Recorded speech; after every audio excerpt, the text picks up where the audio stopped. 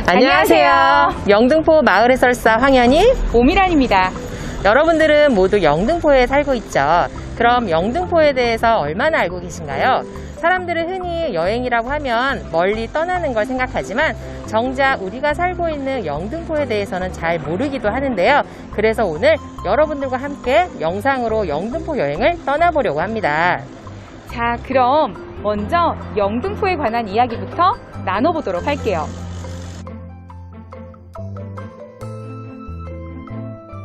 자, 먼저 지도를 살펴볼게요.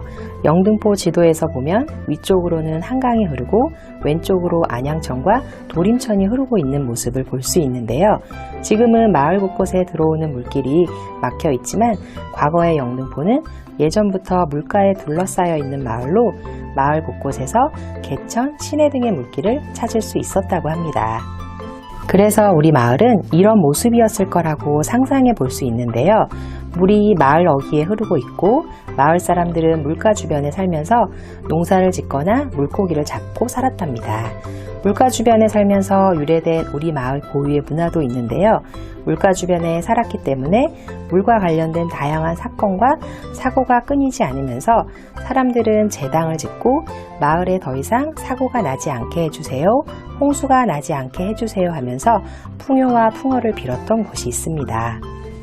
예전엔 많은 곳에 제당을 짓고 마을 사람들이 함께 제사를 지냈지만 현재는 방앗고치 부분당, 당산동 부분당, 상산전, 도당이라 불리는 제당 4곳만이 남겨져 있어요. 우리 마을 고유의 문화라고 하여 향토 문화재로 지정하고 보호하고 관리하고 있습니다. 다시 한번 지도를 볼게요. 여기저기 얽혀있는 많은 선이 보이지요? 이게 무엇일까요? 맞아요. 지하철 노선이에요. 지금도 영등포구는 교통의 요충지인데요. 언제부터 영등포구는 교통의 요충지가 되었을까요? 영등포구에는 1899년 약 122년 전 철도가 놓이게 되는데요. 당시 우리나라는 일본의 식민지였어요. 당시 우리나라 철도는 일본인들에 의해서 놓여지게 되는데요. 군수물자를 이동하기 위해 철도를 개설하게 된 것이지요. 그럼 우리나라 철도를 일본인들이 직접 놓았을까요? 아니었겠죠. 그래서 당시 이야기를 엮은 역사책들을 보면 철로 하나하나에 조선인들의 땀과 피와 한이 서려져 있다고 쓰여져 있답니다. 철도가 놓이면서 철도 주변으로 많은 공장들이 생겨나면서 비로소 영등포는 도시의 모습을 갖추게 되었답니다. 지금까지의 내용을 정리해보면 영등포는 물가마을, 철길 마을이었다는 것을 살펴봤는데요. 이제 마을 안에 어떤 이야기 숨겨져 있는지, 어떤 장소가 있는지 직접 보러 가보겠습니다.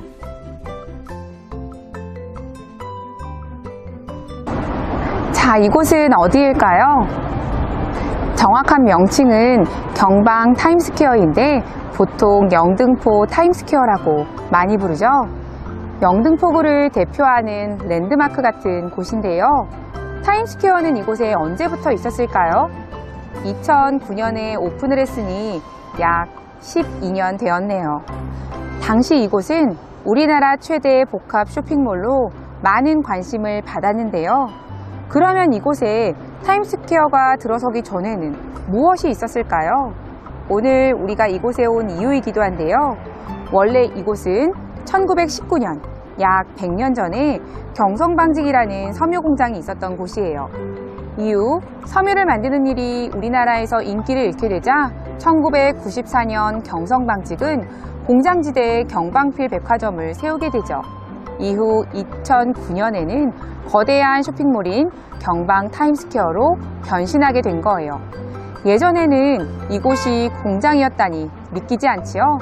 아직도 공장에 있던 흔적이 남아있다고 하니 함께 가볼게요. 이곳은 예전에 섬유 공장이던 경성방직의 옛 모습이 그대로 남겨져 있는 곳이에요. 한국 전쟁을 겪으면서 경성방직 공장이 있던 이곳은 모두 불타버리고 마는데요. 그러던 중 이곳 경성방직 사무동만이 남게 되었어요.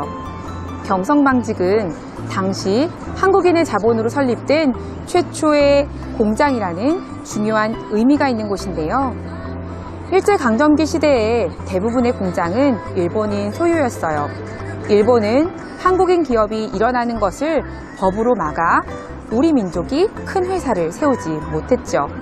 근데 경성방직은 우리 옷감은 우리 손이라는 창립 이념을 바탕으로 설립된 기업으로 근대 산업에서 빼놓을 수 없는 중요한 의미가 있는 곳이랍니다.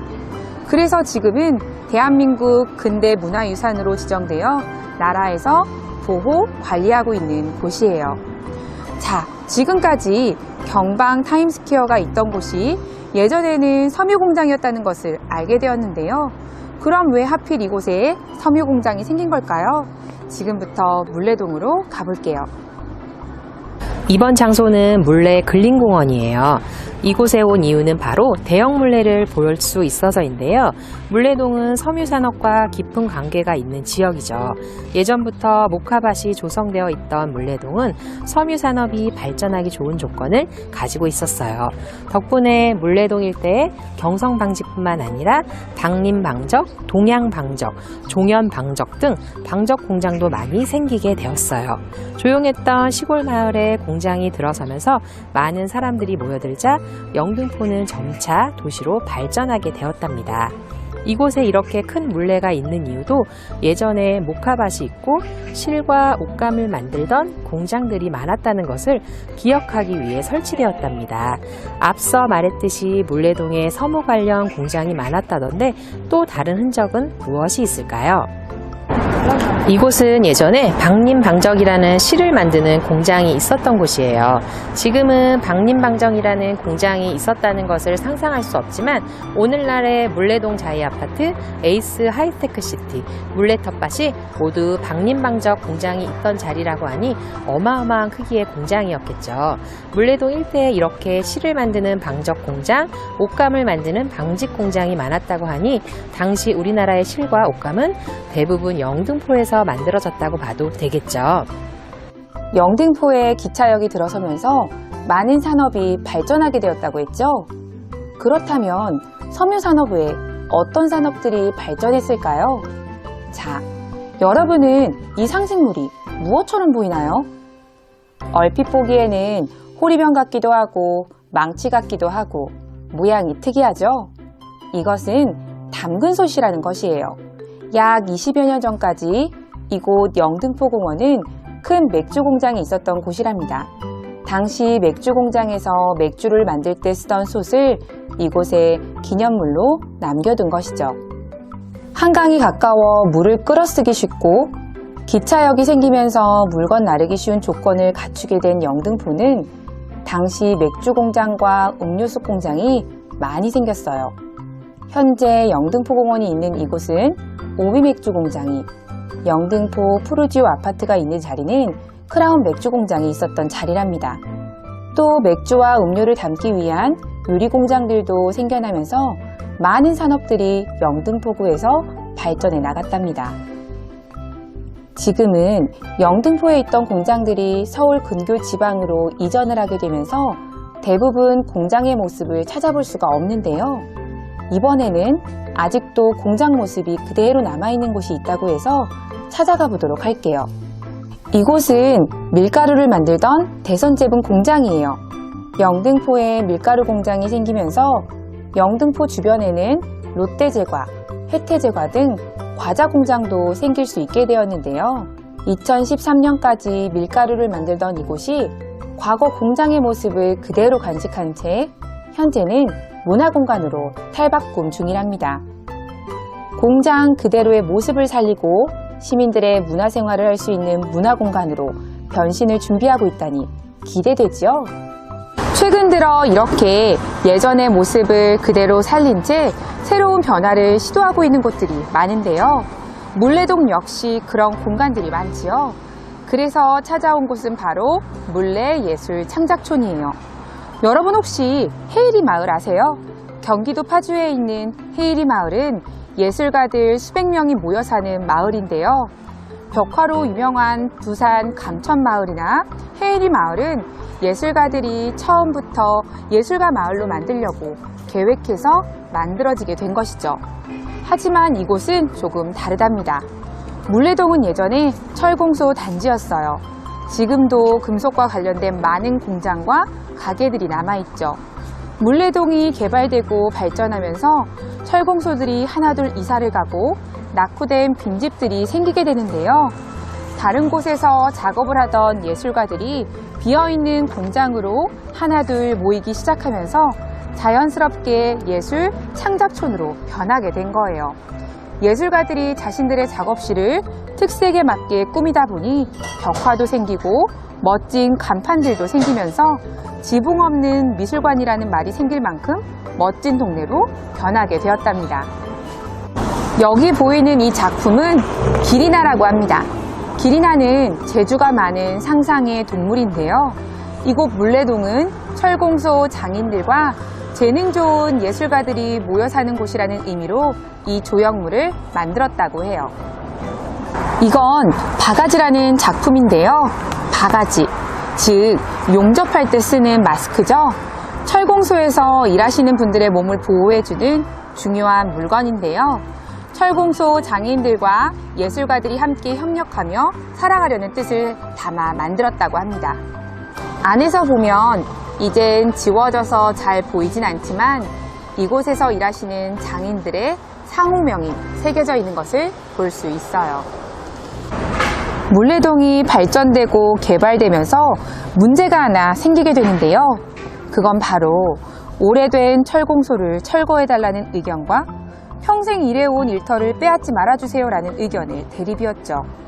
이곳 철공소에서 일하시는 분들은 50년 넘게 평생을 몸바쳐 일하셨던 이 공간을 뺏기고 싶지 않으셨을 거예요. 철공소 장인들의 마음을 담아 뽑지 못한다는 의미로 이 작품을 만들었다고 해요. 보시면 망치를 이렇게 들면 못을 절대 뽑을 수 없거든요. 그래서 이 작품명은 못 뽑는 망치인 거죠. 골목 안쪽으로 들어오면 요즘 핫플레이스인 만큼 작업 공간은 물론 많은 맛집들도 만나볼 수 있답니다. 이곳은 물레 캠퍼스라는 곳인데요. 물레동의 예술가들과 마을 사람들을 서로 연결해주는 장소예요. 예술가들의 작품을 판매하기도 하고 전시하기도 하고 마을 사람들에게는 배우고 체험할 수 있는 프로그램들을 만들어서 예술가들과 직접 만나게 할 수 있는 곳이죠. 물레동에서 열리는 축제나 다양한 행사들에 대해서도 알려주는 다양한 역할을 하고 있다고 합니다. 목화마을 활력소 옥상으로 올라오면 500채 마을을 볼 수 있는데요. 일제강점기 시대 일본인들이 이곳에 500채의 집을 지었다고 해서 붙여진 이름입니다. 1층으로 만들어진 500채의 흔적이 그대로 남아있는 모습을 볼 수 있는데요. 이 건물은 1.5층으로 지어진 특징을 가지고 있어요.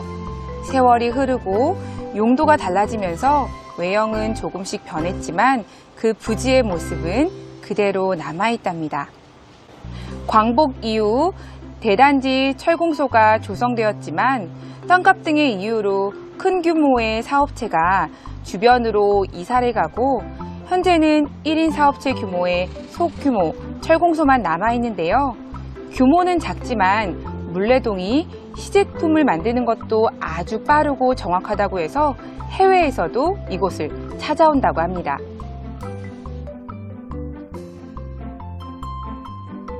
물레동의 시립 물레 청소년센터, 영등포동의 하자센터, 여의도 언더랜드, 신길동 유스스퀘어, 당산동 융합인재교육센터는 모두 여러분을 위한 공간이지요. 청소년들이 모여 청소년들을 위한 프로그램을 만들고 청소년들을 위한 다양한 이벤트가 열리는 곳인데요. 꼭 기억해 두었다가 들리면 좋을 것 같아요. 오늘은 영상으로 영등포 탐방을 해봤는데요. 어떠셨나요? 우리가 살고 있는 영등포에 대해 조금이나마 알게 될 수 있었나요? 영상으로 설명하기에는 너무 많은 내용을 알려줄 수 없어서 아쉬운 마음인데요. 꼭 시간 내서 직접 탐방해보면 좋을 것 같아요. 우리 다음에 또 만나도록 할게요. 또 만나요.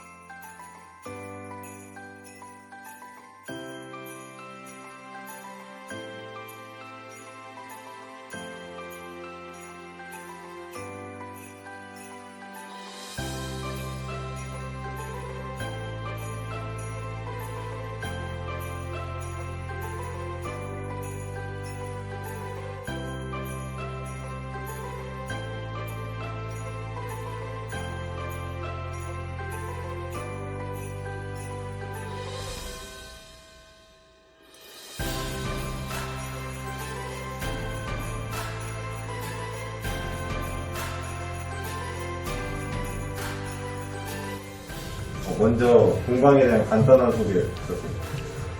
네, 안녕하세요. 물레동 4가에 위치한 가죽공방 라비무드라고 하는데, 물레동에 이제 여기로 온 지 한 2년쯤 됐고, 계속 많은 제품들을 만들고, 그리고 원데이 클래스, 뭐 수업 이렇게 하면서 계속 유지를 많이 네, 인터뷰 응해주셔서 감사합니다.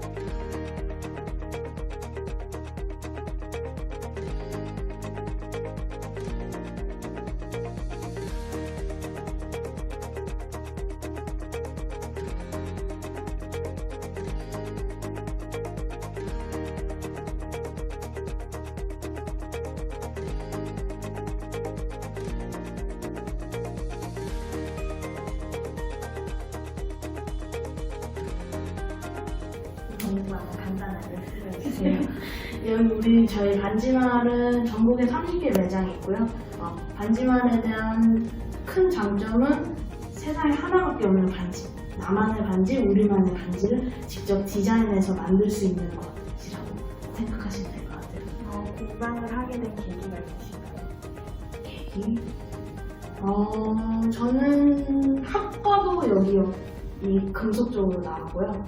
어릴 때부터 이제 반지 이렇게 똑같이 저도 체험을 했어요. 그래가지고 저도 이렇게 공방을 하면 좋겠다 해가지고 이렇게 여기까지 왔어요. 감사합니다. 네.